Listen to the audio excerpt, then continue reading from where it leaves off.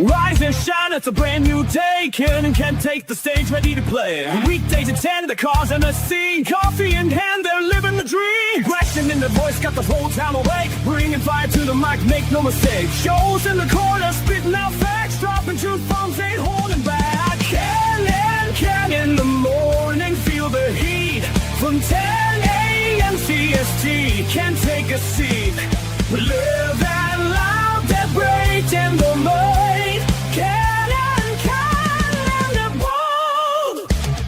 Light up your speakers, crank up the sound. They're talking about life upside down. Opinions exploding like a sonic blast. In the studio, they're built to last. With passion and grit, they engage and ignite. Every single week, their foes can't fight. From sports to politics. This is a Huddle Sports Network broadcast. You can find us on Roku TV, Amazon Fire TV, Facebook, and of course YouTube. Get all your NFL news here first. Good morning. Welcome to a Victory Monday. Good morning, Fred. How are you doing today? You got a big game tonight? So, yeah, we had another weekend of football, man. Some good stuff. Oh, yeah.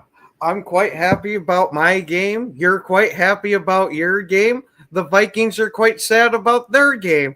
I think everything worked out relatively well. Hey, who's in last place in NFC North right now?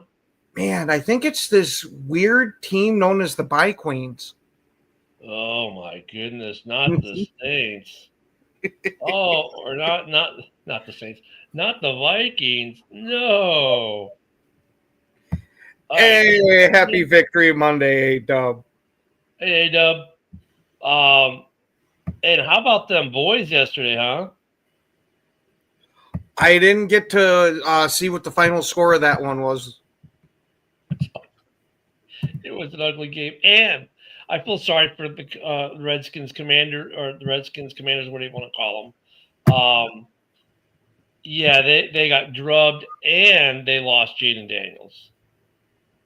Looks like he hurt his hamstring. Did you happen to see the Giants' epic meltdown of handing their game away? Yes, that game was ridiculous. How do you go from 20-0 to losing?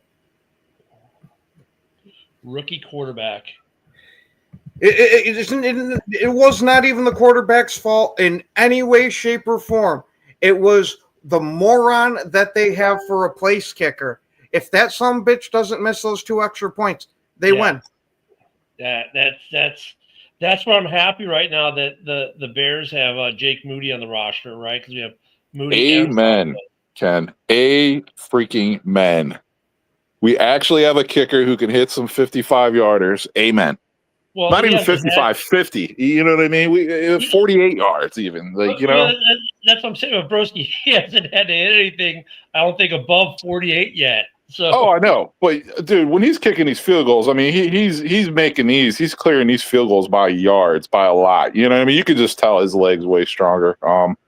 So far, so good with the Moody experiment, you know? So far, not so good with the J.J. McCarthy experiment, though. You know, all these loudmouth, fat mouth, squealy Vikings fans acting like he was just pencil him in. He's going to be a star right away. Oh, we're so good. KOC, blah, blah, blah. Yeah, you guys still don't have a quarterback. 4 years in, you still don't have a quarterback. It was Ginger Jesus Part 2 yesterday that lost to his former team. So, I mean, yeah, JJ, the big rub on him is they got to keep him healthy. Delicate JJ. That's what I call him. Delicate JJ. Yeah, they can't keep the kid healthy. I mean. And Broski, I got to give you the major props here because holy shit, Jacoby Brissett looked a hell of a lot better than Murray. Yeah. And you know, I do like this about the NFL this season. It even started to an extent last season.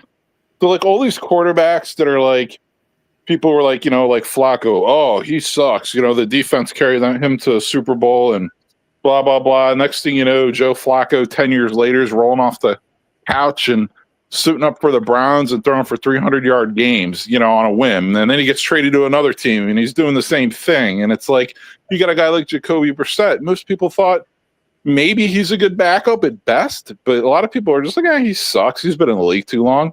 Well, guess what? He knows how to play football. These young quarterbacks, there's some kind of disconnect with what's going on with them. And the thing is, and I know the answer. I actually have the answer. They're getting thrown into the fire way too soon.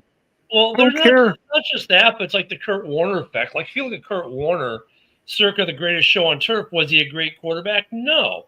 But you look at him by the end of his career, after he's logged experience and miles and been there, done that, seen that, got the hat, T-shirt, and valet ticket, and all of a sudden he's a great quarterback by the time he's in Arizona. Well, there's something to be said about now, about gaining football knowledge, and a guy like Flacco, where his problem came this year was, like I was saying earlier, his body betraying his mind. Well, now he's figured out, okay, mind, here's what the body can now do, adjust. And he's made those adjustments. Right, which plays into like my main points. Like, I don't care what anyone says, and I don't care how many times it's been done versus how many times it hasn't. It is a much better approach, even if the guy's the first overall pick, even if he's the second pick, third pick, quarterback. Yep. Do not throw. I don't care what anyone says. Do not throw him out there week one, like of his rookie season. Don't do it. Like, let him sit. Let him sit. And people will be like, yeah, well, you can let him sit 8 games, 9 games, and then kind of ease them in. And you know what? Sometimes that works. Let me ask you the question, though. I'm sitting him the whole rookie year. Would you have sat Caleb behind Justin Fields for a year? Would that have been beneficial? Yeah, Justin Fields, I just, he's like a tumor they had to get rid of. Like, but if you were to tell me, like, if they got let's just say they had a different veteran, like, you know what I mean? Like, let's say they signed Joe Flacco or something like that, or they signed, like, whoever. Like, yes, my answer to that would be, okay, so we'll even use Fields here. If he was there, I would, well, Fields is just an anomaly because you're not even learning anything from Fields because he's never even gotten better. He's the same guy he was as a rookie. But in theory, like, would I want Caleb to sit behind a veteran, even though he was the first overall pick in the draft and there was all this hype and hoopla? Yes, absolutely. Yes. See, Broski, now you've joined my train. Because I've been saying this for 2 years on this show, or the year and a half we've been doing this show, it used to be that way. Yeah. It didn't matter where you were drafted in the first round. You sat. Oh, your name is Brett Favre. Go have a seat. Oh, your name is Aaron Rodgers. Go have a seat. Yeah. Oh, your name is Eli Manning. Yeah, go take a seat. I mean, now look at, there are guys who came out year one, and Peyton Manning. Look at year one, like what? 18 million interceptions and like 1 win. Yeah, literally, he almost had 30 INT. He had like 28. I think 28 INTs. I mean, they got the trial by fire where that worked out the other way, but more times than not, it doesn't. And that's why teams end up in this carousel of always looking for a quarterback, and eventually you're going to get lucky and find your starter. Why has Green Bay not had this issue? Hi, Jordan Love, first round pick. Go sit on the bench for 3 years. Their plan was probably 2, but hey, all the enemy has a say on the battlefield, right? All plans are good till they hit the battlefield. So, but they had the right idea. In fact, when they made that draft pick, I applauded them for that, doing it the way they did it. And Ken, you know what's making it even? Oh, absolutely. No, I'm with you on that. And you know what's making it even worse right now? You know what's even proving our point even more right now? The fact that these quarterbacks are staying in college longer and they're still coming into the league and they're still not ready to go like rookie year, week 1, week 2. Now, you know what I mean? Yeah, I agree with you. But I'll say this, though. There are some quarterbacks, and this is kind of that COVID extra year thing. And now you got the NIL piece. Yeah. I will say some of these first-year quarterbacks, like you look at Caleb's draft class, all 5 of them except for JJ. And JJ, it's just because of injury. I don't play-wise, he's been relatively decent when he's played. They are different than the quarterbacks that were coming out of college, say, 7 years ago. They've got that extra year under the belt from the COVID, extension. And I think the NIL has made them kind of grow up a little bit. And actually looking at more as a profession versus maybe, not that they did it, but it changed the view. So And we'll this, have to let it play out a little longer for the whole Right. NIL thing too. I mean, this is brand new. You know what I mean? This is only a couple years old. so, But but yeah, I mean, I'm and look at they're still having their ups and downs. Look at Caleb yesterday, and Caleb's another good example. The Bears yesterday, great win. Finally got a 2-score win. I called it. In fact, I was off on my score prediction by literally 1 point. But that's okay. Caleb yesterday did not have the best throwing day. The throwing game was disconnected. It never got in the flow, but yet they had the running game going, the defense going. But then if you look earlier in the season, it was the passing game was on point. It was the running game that wasn't in flow, right? And Caleb's a good point of this. He's going through those peaks and valleys right now that normally you would like to have a guy sit on the bench and learn these things, and he's having to learn on the field. The only thing I'll say about Caleb that I really, really like about it is his attitude towards it and the way he approaches it. Like even yesterday in the press conference, he goes, "Look, the passing game was terrible yesterday. I was bad.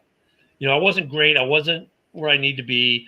I need to get to work." And he's so calm about it, and he just does it. Then he goes back to work. Some quarterbacks don't do that.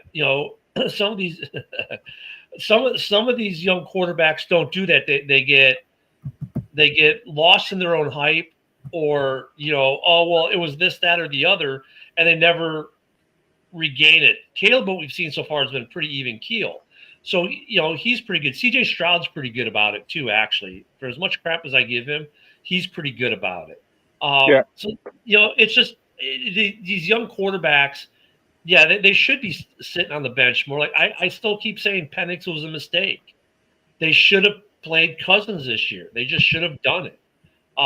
You're seeing it with Penix. He doesn't have that mentality that Caleb or CJ or Jaden Daniels has. He's just not there. I think he's kind of similar though. Like he's pretty even keeled. It's just that, you know what it is? It's like he's a young quarterback, man. Like you're like you said, you're gonna go through peaks and valleys. You're gonna have highs and lows. Caleb, highly inaccurate lately. But one of the things that surprised me about him, last year and this year, and I didn't expect it. I was like, this could be an area of concern. But he did carry himself like in front of the media professionally. He never blamed anyone else. He never threw anyone else under the bus. He started every game too, so. And you know what? Big shout out to Caleb for, I don't know if you saw the jacket he was wearing in the press conference yesterday. That was actually given to a fan who just survived cancer. Because you know how they always bring people to the practice facility during the week? Yeah. Well, she had just survived cancer. He signed a jersey. He took his jersey off, signed it, gave it to her. She gave him a jacket. And, most fans, like, you give a player something like that, they're like, oh, thanks. And it ends up in the Goodwill box or something, right? He's like, I'll wear it this weekend. And sure as shit, he wore it to the game and after the game for the press conference. Yeah. And that's the other thing I like about Caleb. Like, he's very connected with the fans. And he does what he says. Now, I think the Bears offense will get – I was talking to Ken before the show. It's like what I like about this Bears team right now, who's on a 4-game winning streak, tied for the longest winning streak in the league this season with a couple other teams. But they're doing it – they're not one-dimensional. The last 2 weeks, it's been on the back of the running game, right? The passing game has hit some passes when it had to, but it hasn't been there. And the defense has stepped up. Yesterday on the pregame show, even last week we were talking about discussion with Chicago. Do they need an edge? We're not getting sacks, but my contention is, and Jerry Azuma and a couple other Bears players on X were actually saying the same thing I was. Like, I'd rather get turnovers than sacks all day, and we were generating turnovers. So as long as you're generating turnovers, your line's doing what it needs to do. Well, yesterday they got sacks and they got turnovers. Yeah, and I just want to add one thing about the Bears, and then we can open it up to other teams. I don't mean to dominate this whole show with Bears talk. But the thing I like the best, I think, so far this year, it's like, hey, are the Bears executing on the level we want them to yet? No.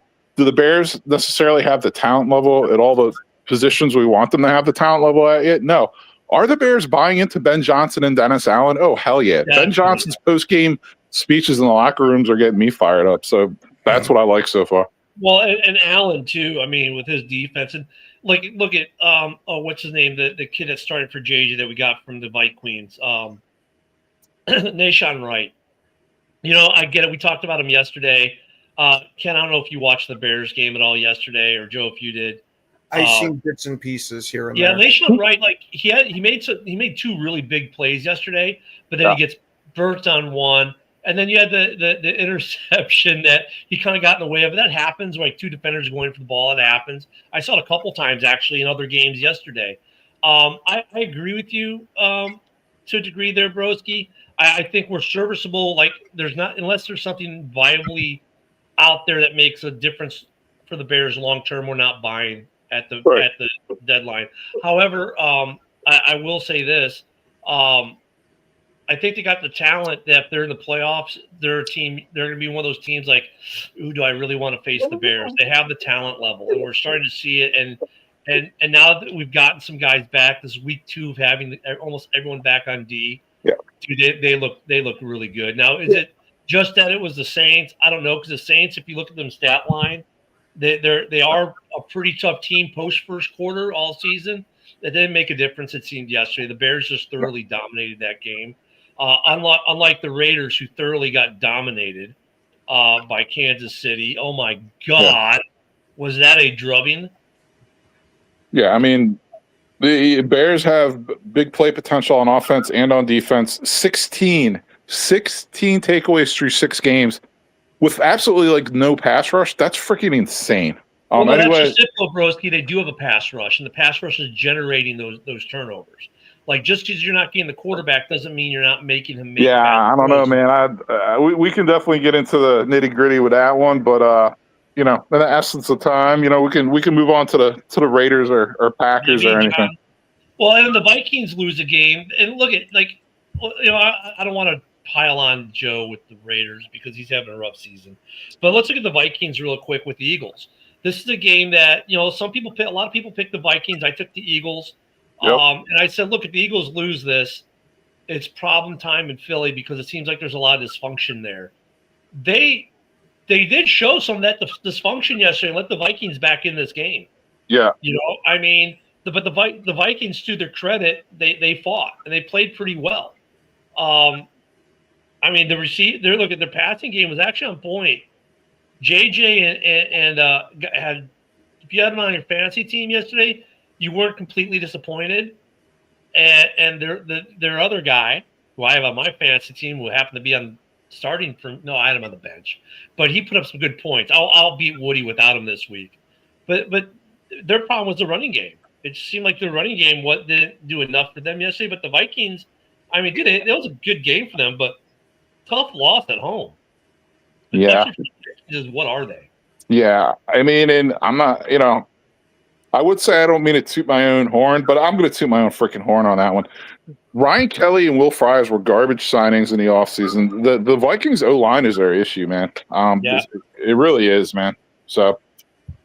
Wentz threw a couple picks too. So. Yep. Yeah. Oh yeah. Good morning, Billy. Yeah. They don't have a quarterback through four seasons of KOC. They still don't have a quarterback, and their line's trash.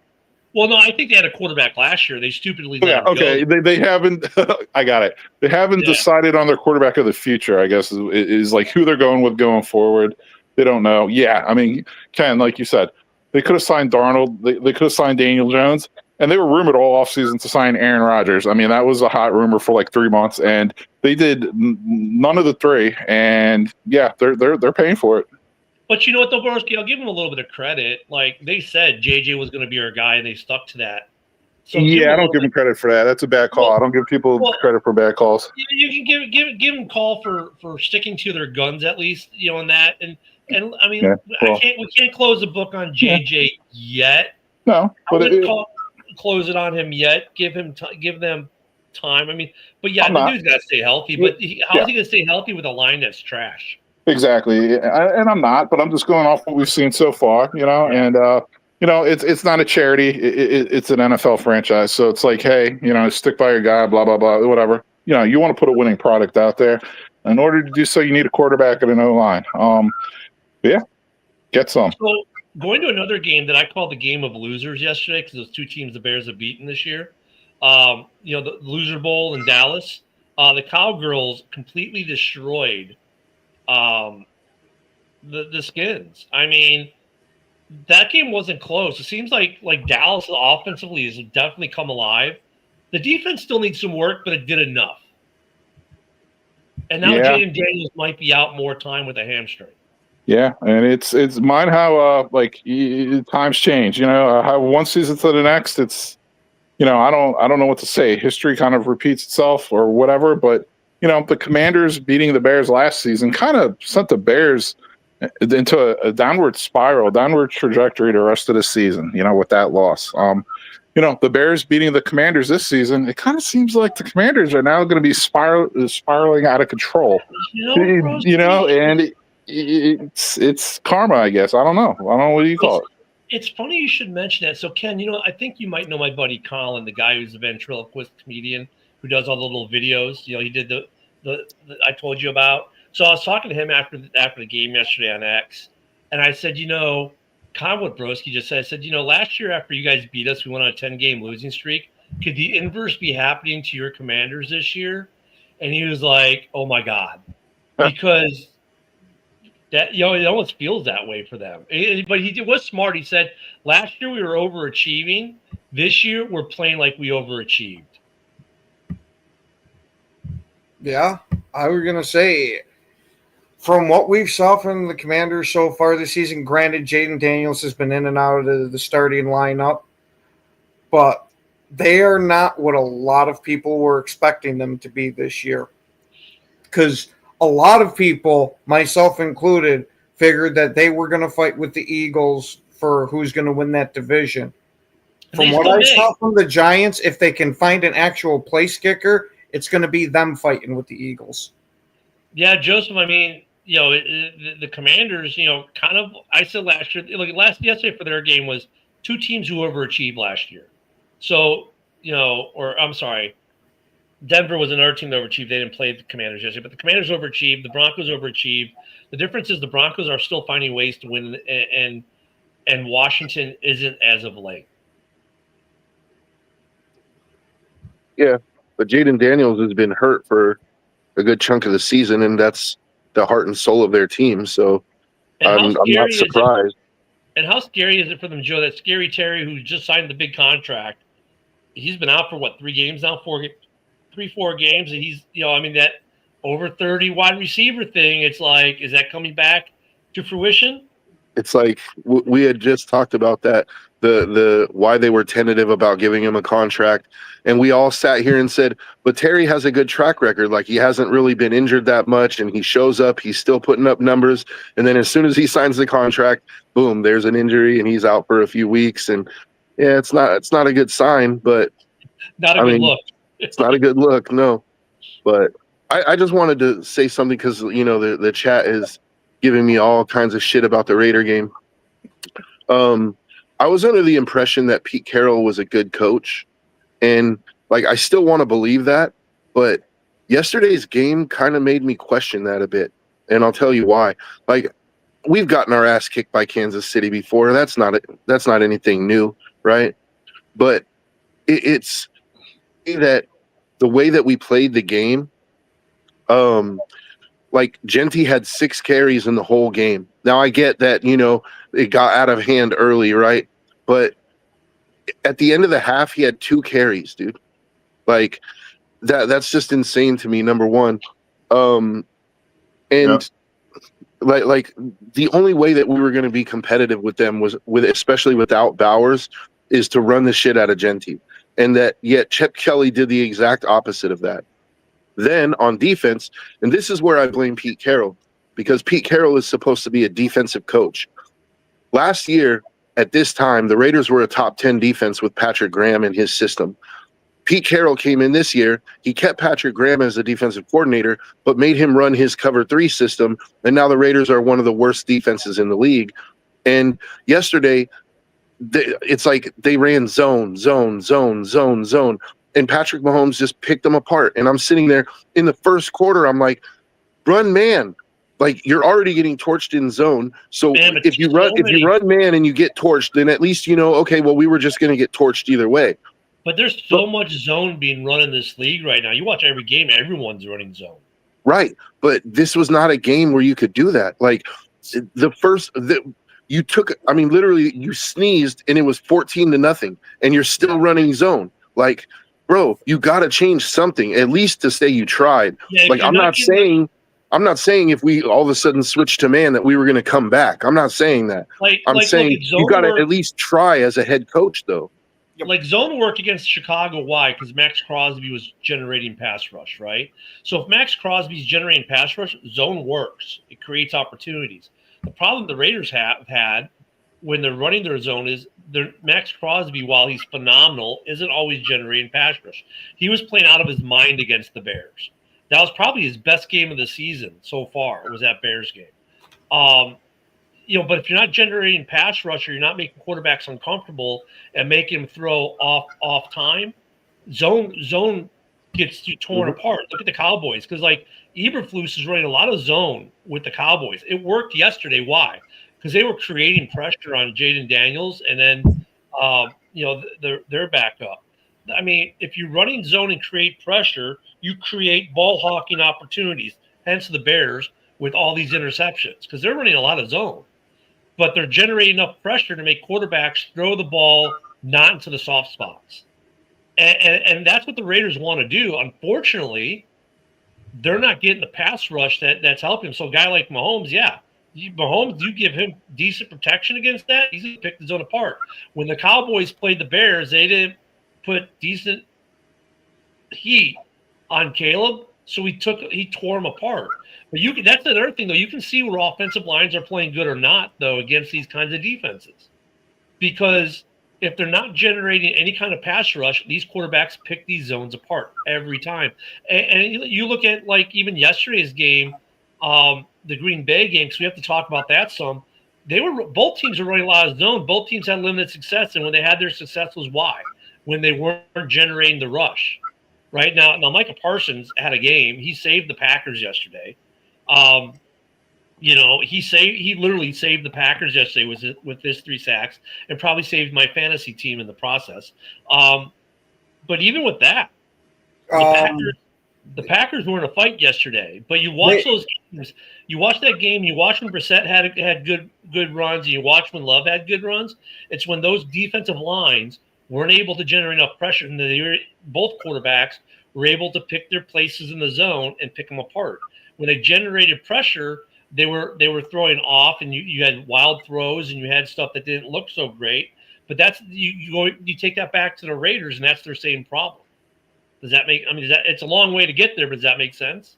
Yeah, I think it discredits though Quay Walker and Rashawn Gary, because they still had a damn good impact on that game. With that Quay impact though is there because of Micah. Micah creates that by taking bodies. Without Micah, those guys aren't having that. I can agree with the Rashawn Gary one, but not the Quay Walker one. We've seen even before Parsons get there, he's a damn good blitzer. Yeah, and I don't know why at the beginning of this season we were not blitzing him. But Ken, he's more effective with him there. I'm sorry, you can't say without him there he's not as effective. Everyone on that line is more effective because he's there drawing the coverage he draws. On the defensive line, absolutely. Yeah. Quay's, that's one of the things he was known for, was how good he was against the blitz. Right, but look, I'm not saying he's not a beast. I'm not saying he's really good, but the line is even more tied up now than they were before, which gives Walker even more opportunity. That's what we're saying here. So, I mean, Micah Parsons affecting Green Bay. Without him, Green Bay might be 0-6 this year, for all we know, because I mean, maybe not week 1 or 2 where he didn't play as much, but like some of these games as of late, like they probably lose yesterday without Micah Parsons on that field, honestly, because. And I said it last week, Arizona is one of those teams, like, don't let the record fool you, man. They played some really good games against some really good teams and lost by another game. Yet another game Arizona's lost by 3 points or less, by 1 score.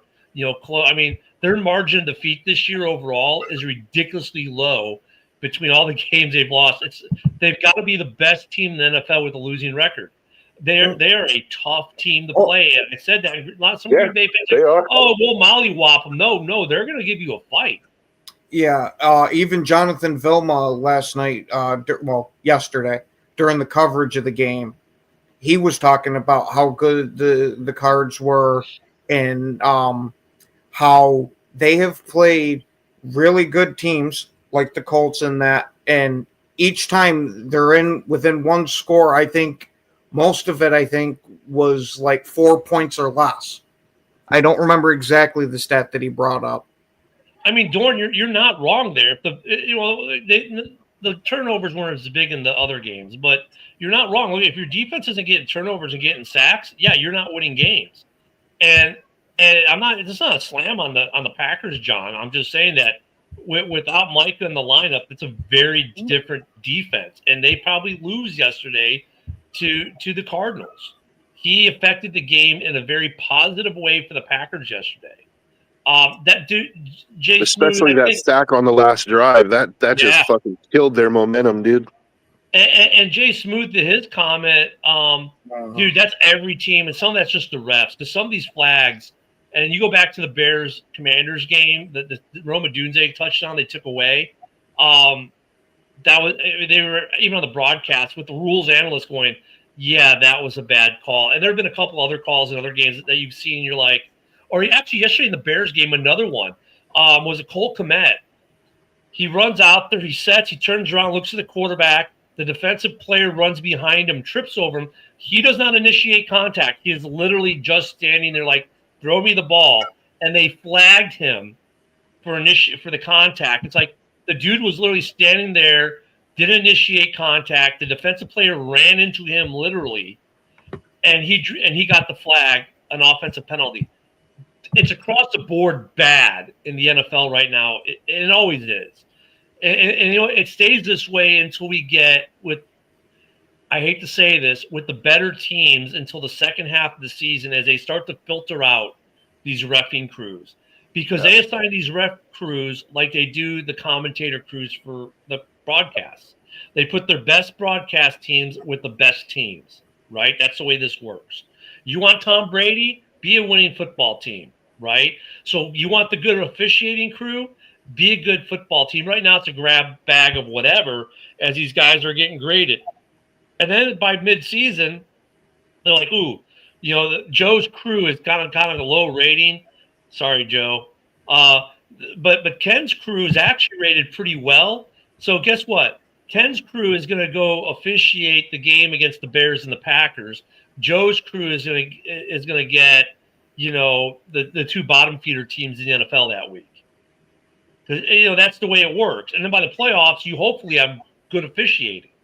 And it's unfortunate. Key word in that sentence was hopefully.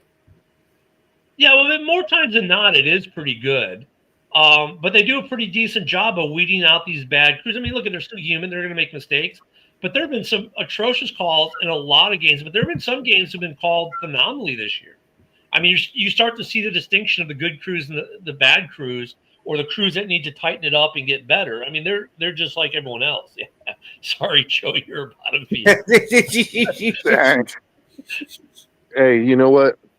I mean, get your yucks in, dude. Like, I can't really say anything to defend him, dude. When you have 90 total yards of offense in a game, like that's. Oh, I didn't realize it was that. Oh yeah, I didn't know it was that bad.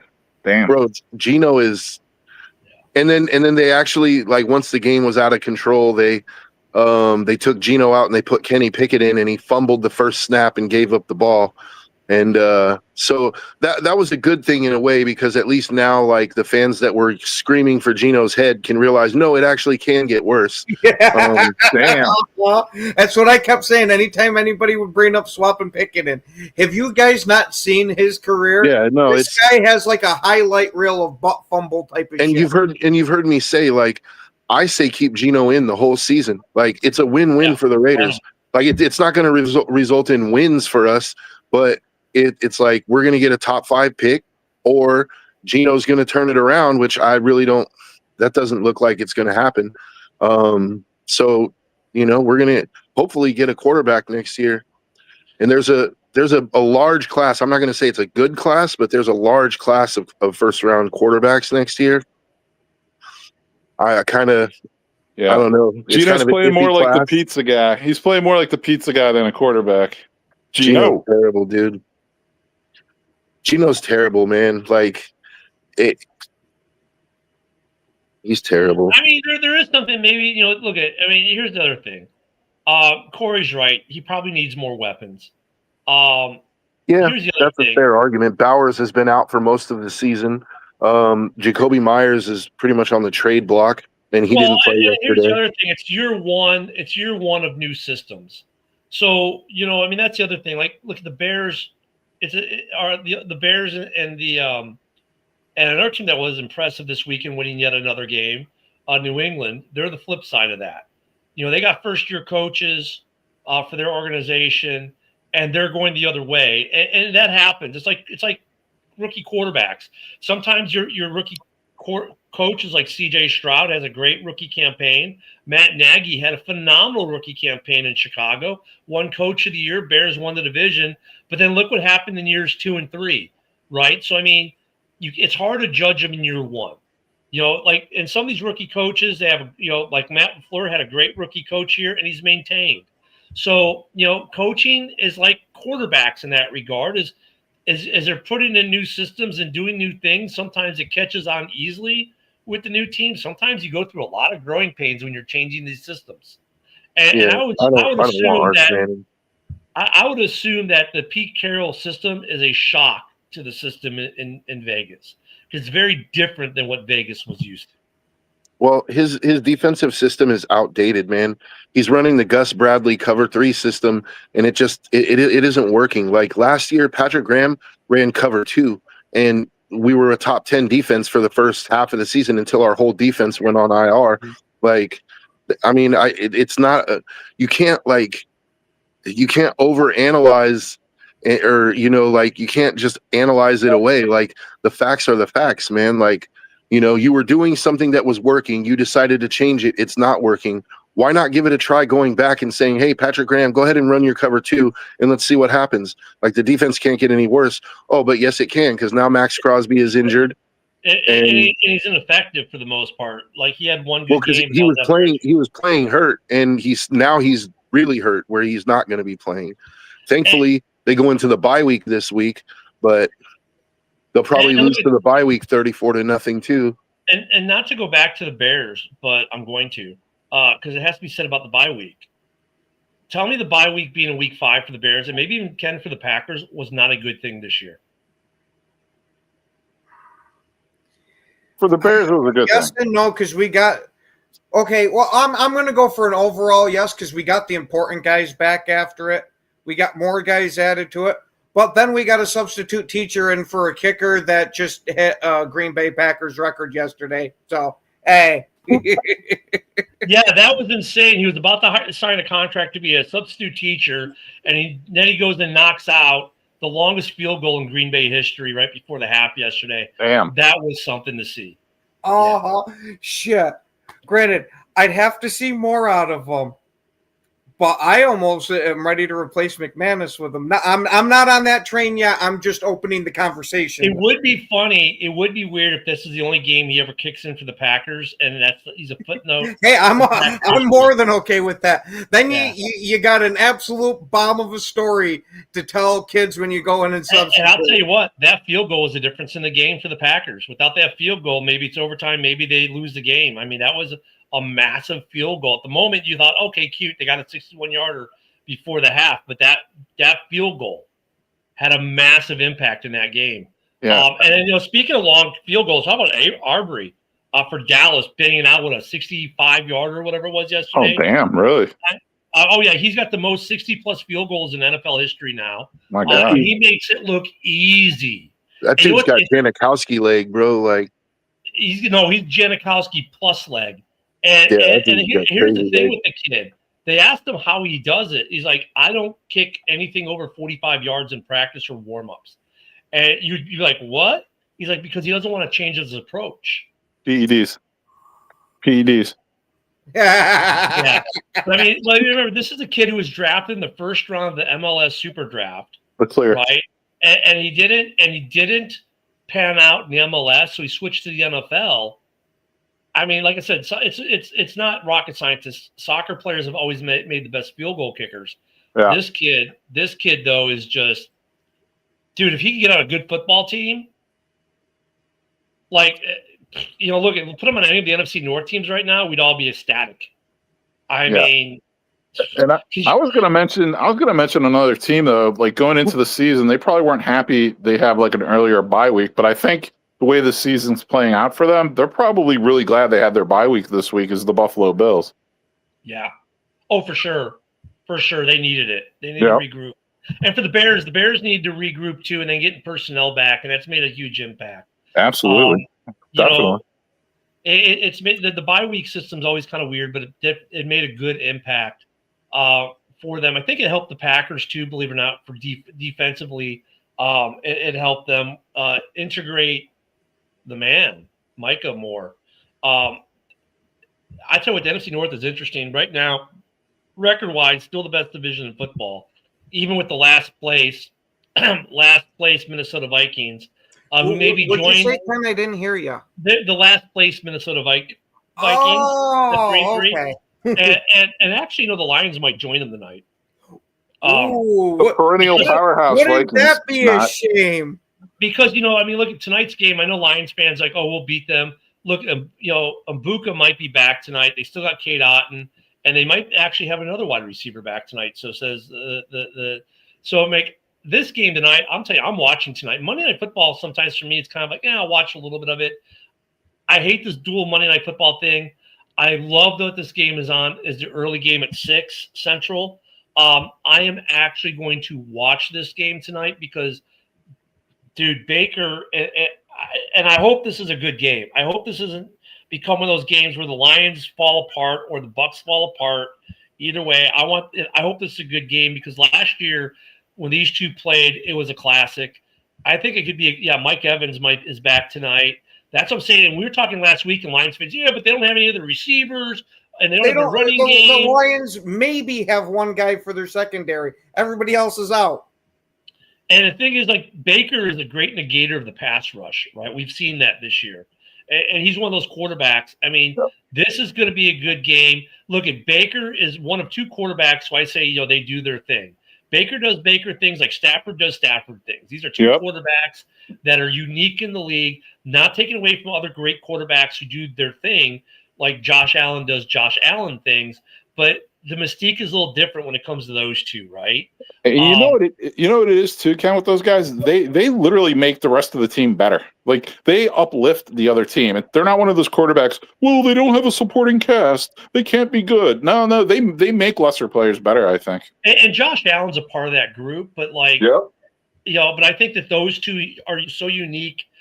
They have a unique lore about them that the other guys don't quite have yet. They're getting there, but it's not quite the same.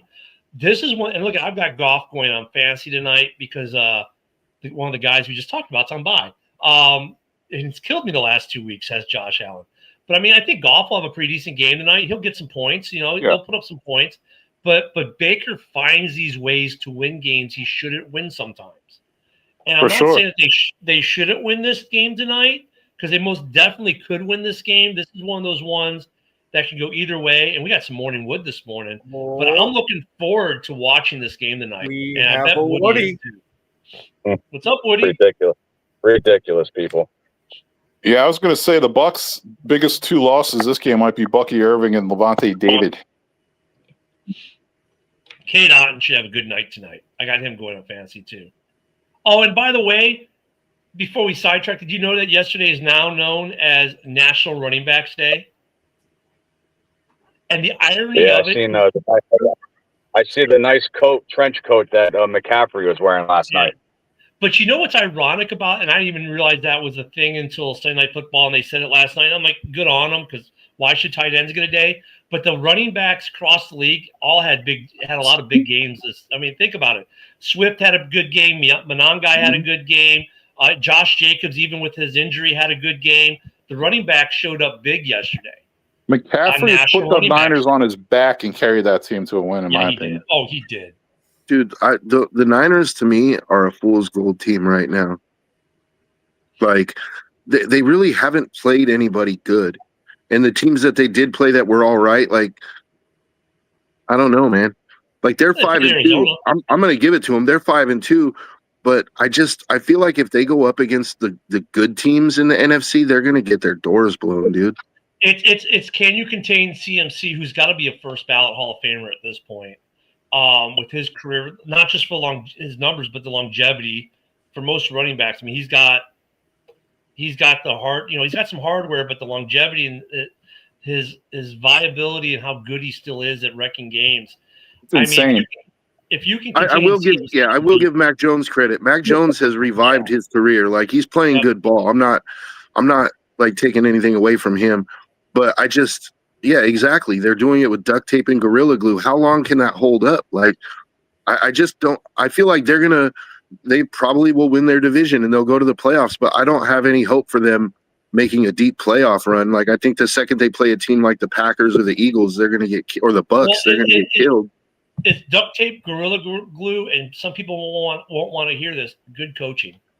Excellent coaching, excellent front office. That franchise is doing things the right way. Have to give them credit, man. Yeah. It's almost better that they didn't draft him over Lance, though. It's funny that it's worked out this way in a weird way. Sometimes the NFL gods have a weird way of making things work. Yeah. Yeah, I know. A lot of these players, like, they suck on the team and they go on the other teams and they're superstars. They live up to their potential with their next team, right? Yeah. I mean, and the Bears don't. They're looking like a football the team. 06, yeah. 85, no, seriously. Here we go. Not 85, but they're looking like a very good football team. That's too far to go. But does anybody here, honestly, like, is anybody here taking the Niners over, like, the Eagles or the Eagles? Yeah. Well, wait, the Eagles, the way the Sheagles are playing right now, yeah, that's a toss. Yeah, they could. They could. How about the Bucks? I would take the Bucks. A healthy Bucks team. Nope. That would be a good game. It'd be a good game. I don't know if they beat the. Now look, I would take the Niners over that, and here's why. It's not for what Ken thinks it is. Just because it's until the Packers can beat the Niners, they're still the Niners kryptonite. No, I got a major question. Is this during the regular season or the postseason? Because that depends on where I'm going. If it's the regular season, we're kicking their ass all day. If it's in the postseason, I'm gonna need an Ativan beforehand. I was trying to think of the most family-friendly way to say that. And look, we're seeing in this season kind of what we see every season. We've seen some teams that we all wrote off, like the Colts, who now have the best record in the NFL, the number one seed in the NFL. And they've played some good competition. They've beaten some good teams. We've seen teams that we thought should be good that, aren't. Hello, Baltimore. Hello, a couple other teams are not performing well. And then the only division that's kind of living up to the preseason hype is NFC North. That AFC North definitely isn't. Even though the Browns got an impressive win yesterday, even though it was against the Dolphins, but they still got an impressive win. Yeah. Did it look like to anybody else that offensive line almost was purposefully not blocking to the best of their abilities against Tua after the comments he made last week? Because it seemed like he took some hits that he normally wouldn't have. Yeah, and they're talking some changes in Miami now. But look, at that game was all on their running back. I mean, that kid in Cleveland, they got them a good running back. Oh yeah, that Quinshon Judkins is the real deal. He Woody, I'm sorry, but he killed you in fantasy because I had him starting. Man, you ran him off. What the hell? And that's why I'm going to beat Woody this week. Is just on Judkins had a monster game. Devontae Adams had a monster game, like I called too, for the Rams. And look at their team that we thought would be good, and they kind of slipped, but they're looking like they're going to be a legit team come playoff time. There was a comment earlier. I don't know if it was Jim. Somebody asked, "Did Dart save Dable's job, and is McDaniels out in Miami?" Like, I expected Denver's defense to dominate Dart yesterday. Like, and Dart, he didn't get dominated, man. Like. He hung with a really tough defense. That game. He's still he's 2-0 at home and 0-2 on the road. Yeah, but that game, he hasn't gotten over that road game hump, but he played very well yesterday overall. And is it really his fault they lost? I mean, the Broncos scored 30 points in the fourth quarter. Like, Scatterboo is part of that too. Isaac is correct. Yes. I don't think Dable's gone. Dable's not gone. No, regardless Dable's of not because gone, you know but I what? think At this point, McDaniels might be gone. even if they don't make the playoffs, Dable stays. Why? Because of his quarterback and Scattaboo. And if he hasn't lost that, unless he loses that locker room, I don't think Dable's gone because they're going to say, well, the team's going in the right direction.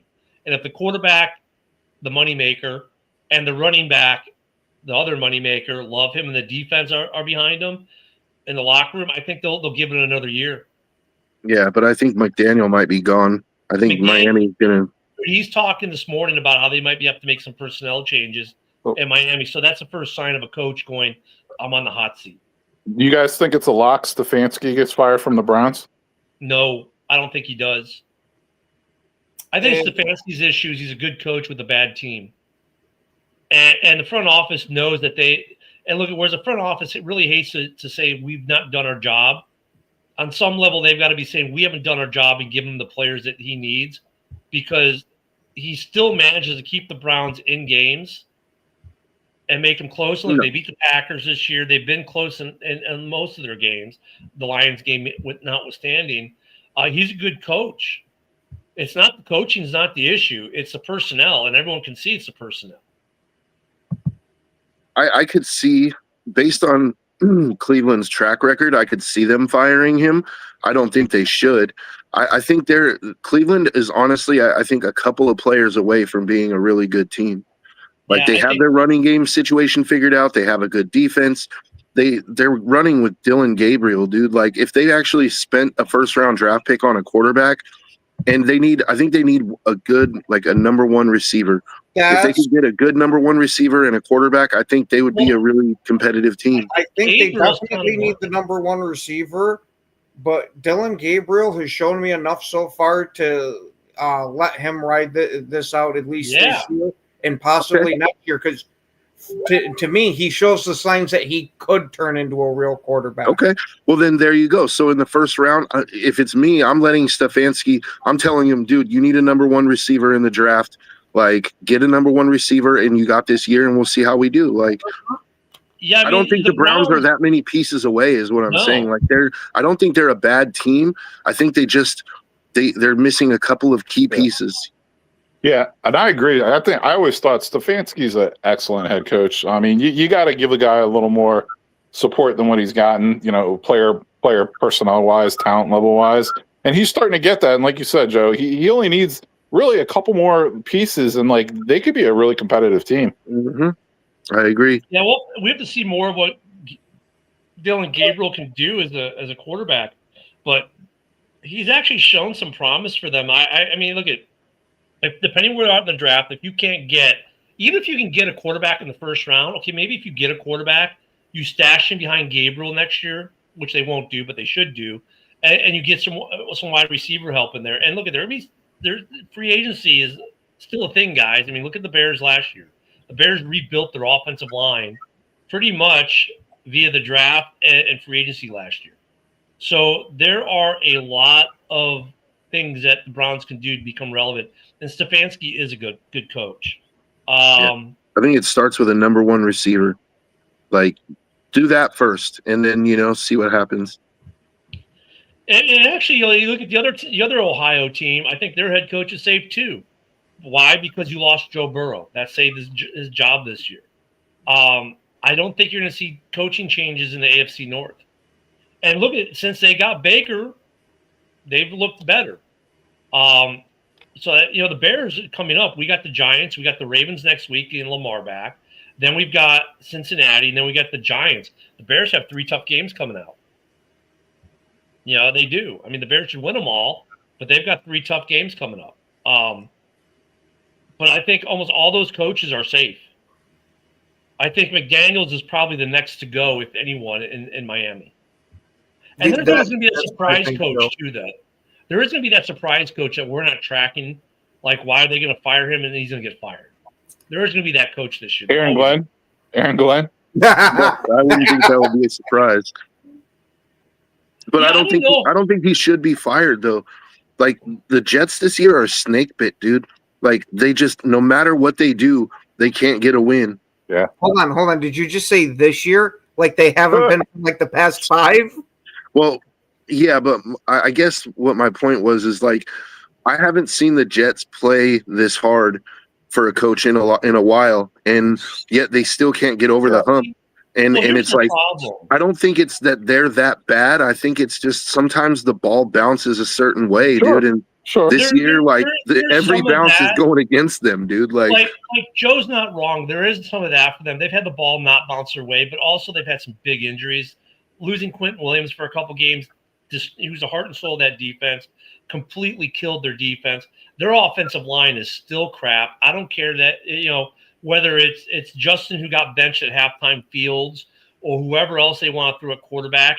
They're not going to have good quarterback play until they fix that offensive line. Because look, even for those who hate Justin Fields will admit that Justin Fields is even worse now the last couple of weeks with his Jets O-line than he was with a bad Bears O-line. He can't even run the ball. So at the point where Justin Fields can't even run the ball, your offensive line is complete trash. Because at minimum, you should be able to get a running game out of Justin Fields. And you're not even getting that in New York right now because your offensive line is that putrid. Yeah, I mean, I'm going to have to go against you on that one, Ken. Justin Fields is hot garbage. The guy is a fucking bum. Like we gotta let it go with Justina. Their O-line was actually highly touted like going into the season. It's just amazing. Wherever Fields goes, the O-line sucks. It's the O-line's fault. No, Justin brings the team down because he sucks. But Broski, out of bare minimum. Out of Fields, you should get at least a running game out of Justin Fields. There's no minimum expectations for Fields. Get a running game out of him. That offensive line is so bad. Justin can't even run, and that's the one thing he's good at. It's the same story for his third team. Everywhere he goes, it's busted, dude, I don't care what quarterback you throw back there. That offensive line is. Yeah, I mean, Bustin Fields. I would just challenge you to go back and watch that Jets versus Denver game. And tell me that the Jets, I don't care how highly touted their offensive line was, go back and watch that Jets in Denver game. Dude. That's the Jets offensive line. I know, Bill. Justin Fields is so bad they benched him for Tire Rod. Bill, why are you Tire Rod should be working at Jiffy Lube changing tires. That's where he should be. He should be at Meineke. Okay, hold on, bro. No, he needs to switch to running back.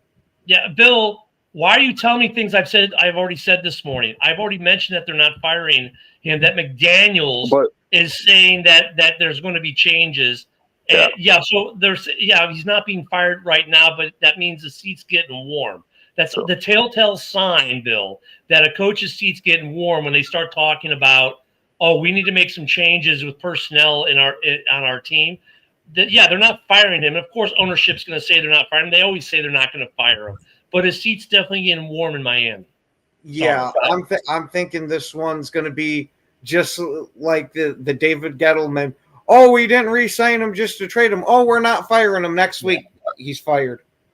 But I don't think AG gets fired though, because I do agree with Broski that, or Joe, that these guys are playing really hard for him. Yeah. Their offensive line sucks. I'm sorry, when you came and get Justin Fields running the ball, your offensive line is terrible. Justin Fields sucks. They need a quarterback. That's the one thing he's good at, is running the ball, and he can't even do that right now. And you know what? Who was it who said Justin Fields should be a running back? You know what? I had that spot. I mean, you know what? The next Derrick Henry. I honestly think if he switched to running backs, he'd be one of the best running backs in the league. Yeah, and you know what he would be if he became a running back? He'd be like a certain guy in New Orleans, and they love the guy down there, the gadget guy. Justin Fields could be that running back that all of a sudden, next thing you know, he pulls up and throws a 65-yard bomb to a receiver because you just thought he was going to run the ball. I mean, what a great weapon he could be as a running back who once in a while will throw the ball. Yes and no. I wouldn't want some team to Taysom Hill him to where he's just a gadget guy. I'd rather him be a running back with a couple of passes sprinkled in super occasionally. I don't want to see one or two a game even. Right, but Taysom, like once every quarter. But Taysom Hill's the only thing you could compare him to at that point, so that's why I did that. But hey, guys, Fields in the Wildcat offense would be ridiculous for teams if they made him just running back. We're about out of time. Tonight, the Lions. The next Jim Brown. The Lions, the Bucks, the big showdown in Detroit. Who will become victorious? Do the Lions join the Vikings in the basement? We'll find out, and you can watch JB talk about it next on the Huddle Sports Network. Have a great day, everyone.